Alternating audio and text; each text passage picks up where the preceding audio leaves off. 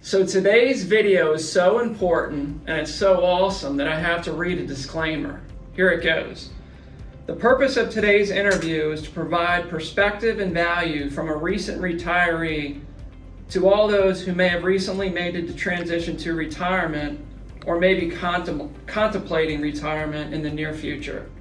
In no way should today's interview be misconstrued as any sort of endorsement or testimonial about Harvest Investment Consultant or me as an investment advisor with Harvest. To that point, we've kept the Q&A to Scott's mindset around retirement and how he's adapting to post-employment lifestyle. So with that said, welcome, I'm Mark Palick, special guest Scott, and I will say as a quick introduction, one thing that I admire most is a hardworking person, and I've been honored to work with the group where Scott worked at USG for a few years now, and these guys and some ladies hustle, and they work really, really hard. So I thought it would be a good opportunity for you all to meet and listen to somebody who just retired to kind of understand the mindset and the decision that went in that with that decision and how he's doing. So with that said, welcome, Scott. Well, thank you, Mark. I appreciate it. Are you ready to be famous? I am ready to be famous. Great. I feel that way already. Great. Okay, so first question. How did you know it was time to retire? Well, that was a tough decision. There was things going on at my job that weren't going favorable.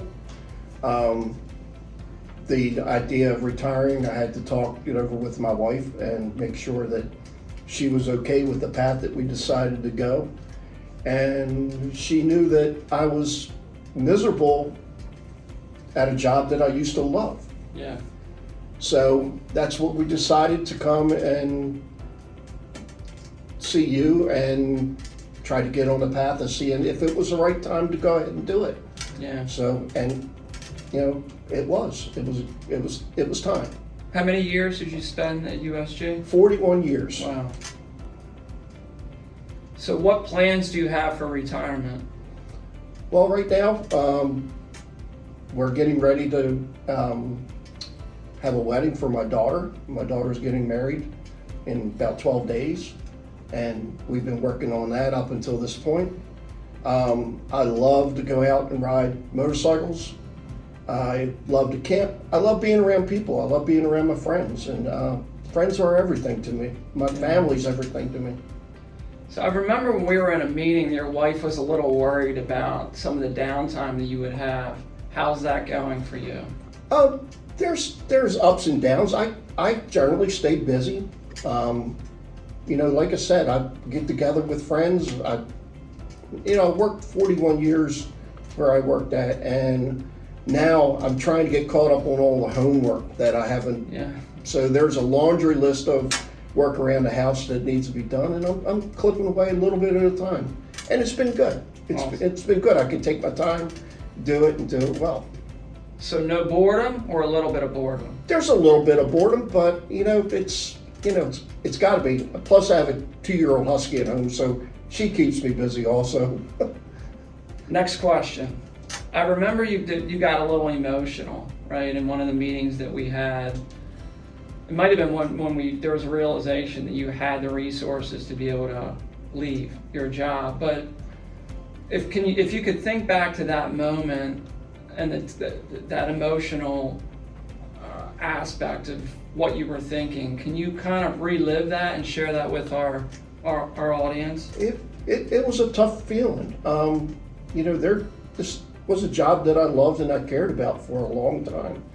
I put a lot of time, a lot of effort. I worked with a great bunch of people. That's probably the most that I missed about I'm getting a little emotional now. What I miss most about the place is the people that I worked with. The people were fantastic. And what was the other part? Well, that was just kind of the overall, realization when we had met. And I think the other part was just finally realizing after 41 years and the hard work and everything, that I could take a deep breath and I didn't have to worry about it anymore. And that's tough because, you know, again, you know, that was my livelihood. That was everything to me. And, but it's all working out. It's working out really well. That's great. When did you, from the time that you realized you were going to retire, when did you tell them that you were going to leave? How long did it have to take you? It didn't take long.